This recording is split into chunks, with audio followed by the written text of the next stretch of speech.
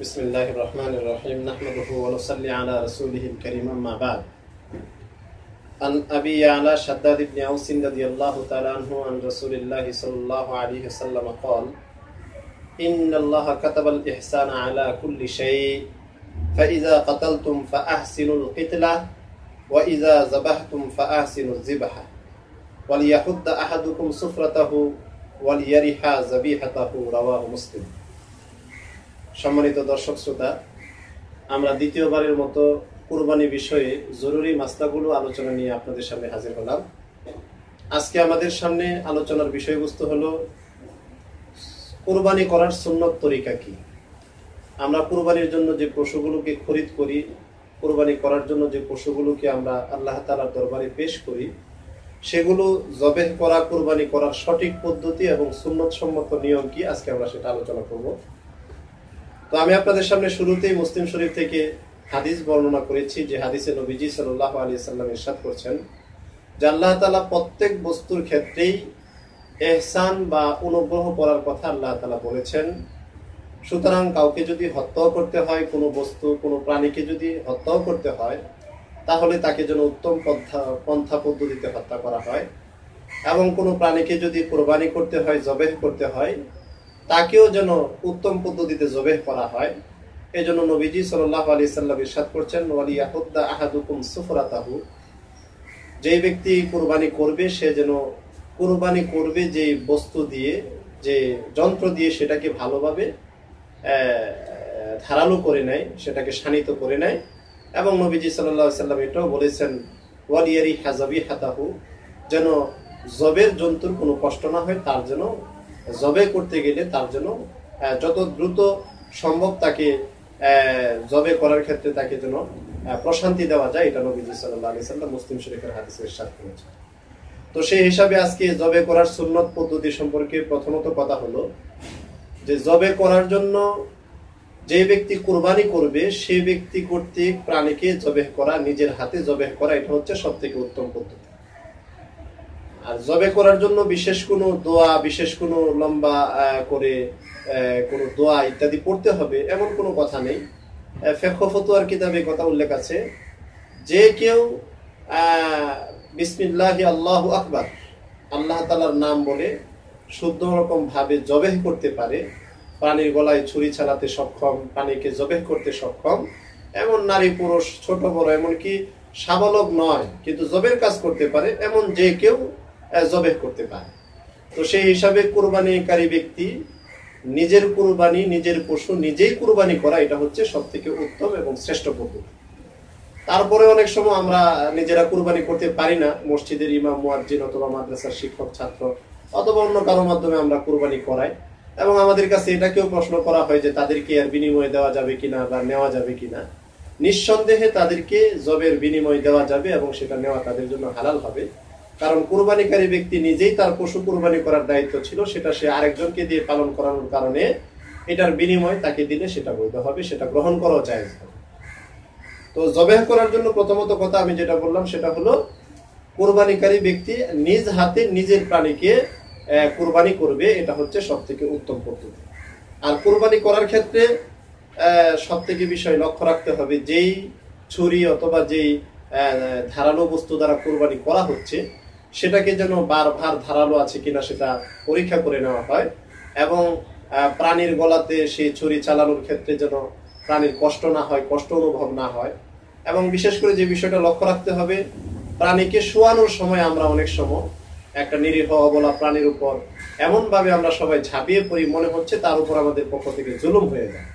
এটা অনেক সময় আমরা লক্ষ্য করি বিভিন্ন ফেসবুকে কুরবানি করা হচ্ছে এই মুহূর্তে, অথবা কুরবানির প্রাণী কুরবানি করা শেষ, রক্ত গড়িয়ে পড়ছে এই মুহূর্তে অনেকে আমরা সেলফি তুলতে দেখি, অথবা কুরবানির প্রাণীর উপর উঠে লাফিয়ে পড়তে দেখি, অথবা কুরবানির প্রাণীর যে প্রবাহিত রক্তের ব্যাপারে স্পষ্ট ফতোয়ার কিতাবের মাসালা হলো সেটি সম্পূর্ণ নাপাক। প্রস্রাব পায়খানা যেরকম নাপাক, প্রবাহিত রক্ত যেগুলো প্রাণীকে জবেহ করার পরে তার শরীর থেকে নির্গত হয় সেটাও নাপাক। নাপাক কোনো বস্তুতে কোনো মানুষ প্রয়োজন ছাড়া সেখানে তার গায়ে লাগানো, হাতে লাগানো, চেহারাতে মাখা, এটা জায়েজ হবে না। সেই হিসাবে আমরা বিশেষ করে যুবক ভাইদের দৃষ্টি আকর্ষণ করে আমি বলবো, যারা কুরবানির প্রাণীর প্রবাহিত রক্ত নিয়ে খেলাধুলা করার চেষ্টা করেন অথবা তামাশা করার চেষ্টা করেন, সেগুলো থেকে আমরা বিরত থাকি। দ্বিতীয়ত যে বিষয়টা সেটা হলো কোরবানির সময়ে অবশ্যই কোরবানিকারী ব্যক্তি বিসমিল্লাহ বলা, পূর্ণ বলতে পারলে বিসমিল্লাহি আল্লাহু আকবার। বিভিন্ন কিতাবের মাঝে কুরবানি সংক্রান্ত দোয়া বর্ণিত আছে, সেগুলো যদি বলতে পারা যায় ভালো, নতুবা বিসমিল্লাহি আল্লাহু আকবার অথবা শুধু বিসমিল্লাহ বলেও যদি কুরবানি করা হয় তাহলে কুরবানি আদায় হয়ে যায়। তো কুরবানি যিনি করবেন তিনি বিসমিল্লাহ বলতে হবে। কুরবানিতে সহযোগিতা যদি তার সাথে ছুরি চালানোর ক্ষেত্রে কেউ সহযোগিতা করে অথবা সে অর্ধেক কাটার পরে সে এটা থেকে বিরত হয়ে যায়, আরেকজন সেখানে জবের কাজে সহযোগিতা করে অবশিষ্ট অংশ, অথবা অনেক সময় দেখা যায় যে কিছু অংশ কাটা হয়েছে এখনো পর্যন্ত পূর্ণাঙ্গ রগগুলো কাটা হয় নাই, তাহলে সেগুলো কাটার সময়ও যিনি আবার নতুন করে কাটবেন তাকে বিসমিল্লাহ বলতে হবে। আর যারা প্রাণী ধরার ক্ষেত্রে সহযোগিতা করবে তাদেরকে বিসমিল্লাহ বলার প্রয়োজন নেই, যদি বলে তো বলতে পারে। যিনি সরাসরি জবের কাজ করতেছেন, সম্পাদন করতেছেন, ছুরি চালাচ্ছেন, তিনি বিসমিল্লাহি আল্লাহু আকবার বলে তারপরে ছুরি চালাবেন। এরপর আরেকটা বিষয় আমরা 3 নম্বরে বলতে চাই, সেটা হলো অনেকেই নাম পড়তে চায় জবে করার আগে অথবা জবে করার সময় অথবা তারপরে আমাদেরকে নাম পড়তে দেওয়া হয়। তো এটা আসলে যারা কুরবানি করতেছেন, কুরবানির বিষয় হলো কুরবাতুন শব্দ থেকে এটার উৎপত্তি, যার অর্থ হলো আল্লাহ তাআলার নৈকট্য অর্জন করার চেষ্টা করা। কুরবাতুন অর্থ নৈকট্য অর্জন করা, কুরবানুন বা কুরবাতুন শব্দ থেকে এটা আসছে। তো যেই প্রাণীকে জবেহ করে বান্দা আল্লাহ তাআলার নৈকট্য অর্জন করতে চাচ্ছেন, সেটা সহিহ নিয়ত, ইখলাস, আল্লাহকে সন্তুষ্টি করার মানসিকতা আগেই করুন। জবেহ করার পরে সে নামগুলো পড়ে দিতে হবে এমন কোনো বাধ্যবাধকতা কোথাও নেই, কোনো কিতাবে বর্ণিত নেই। কারণ আল্লাহ তাআলাকে সন্তুষ্ট করার জন্য কুরবানি করা হচ্ছে, তিনি বান্দার অন্তরের অবস্থা আগে থেকেই জানেন। কারা কারা কুরবানি দিচ্ছে, কার নামে দেওয়া হচ্ছে, সেটা তিনি ভালো করে জানেন। তো সেই হিসাবে আমাদের পক্ষ থেকে আপনাদেরকে এই বিষয়টা আমরা অবগত করতে চাই যে কুরবানির প্রাণী জবেহ করার ক্ষেত্রে আমরা যেন এই বিষয়গুলোকে খুবই গুরুত্ব সহকারে খেয়াল করি।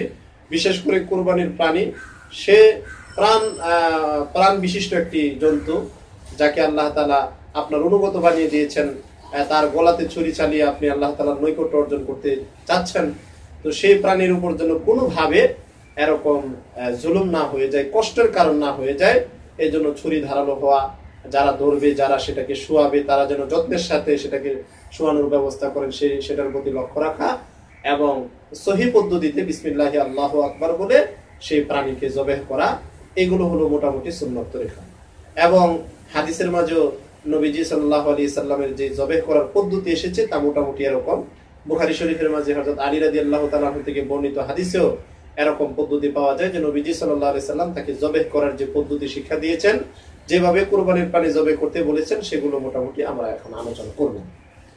দ্বিতীয়ত বিষয় যেটা আমরা দ্বিতীয় প্রশ্ন আকারে আমার কাছে আসছে, সেটা হলো কুরবানির জন্য সবথেকে উপযোগী পশু কোনগুলো। আমরা সবাই জানি যে গৃহপালিত পশুর মাঝে কেবল নির্দিষ্ট কয়েকটি প্রাণীকেই কুরবানি করা যায়, জবেহ করা যায়। উট, মহিষ এবং গরু, এই 3 প্রকারের প্রাণীতে একসাথে এক প্রাণীতে সর্বোচ্চ 7 জন শরীক হতে পারে।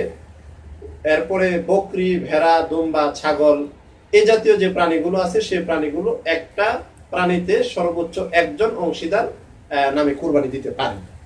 তো সেই হিসাবে গৃহপালিত পশু তথা উট, গরু, মহিষ, দুম্বা, ভেড়া ও ছাগল দ্বারা কুরবানি করা যায়। উটের বয়সের ক্ষেত্রে কমপক্ষে 5 বছর হতে হবে, মহিষ এবং গরুর ক্ষেত্রে কমপক্ষে 2 বছর পূর্ণ হতে হবে। আমরা গরু কেনার সময় দাঁত উঠলো কিনা, 2টা দাঁত পূর্ণ হলো কিনা অথবা দাঁত পড়লো কিনা, এই বিষয়গুলো আমরা খেয়াল করি। এই সম্পর্কে মাসালা হলো, মহিষ এবং গরুর ক্ষেত্রে 2 বছর পূর্ণ হওয়া জরুরি। 2 বছর পূর্ণ হয়ে যাওয়ার পরেও যদি তার দাঁত না উঠিত হয়, দাঁত না উঠে, তাহলে এতে কোনো অসুবিধা নাই। আর বয়স পূর্ণ হওয়ার ব্যাপারে গৃহস্থের কথাই ধর্তব্য হয়।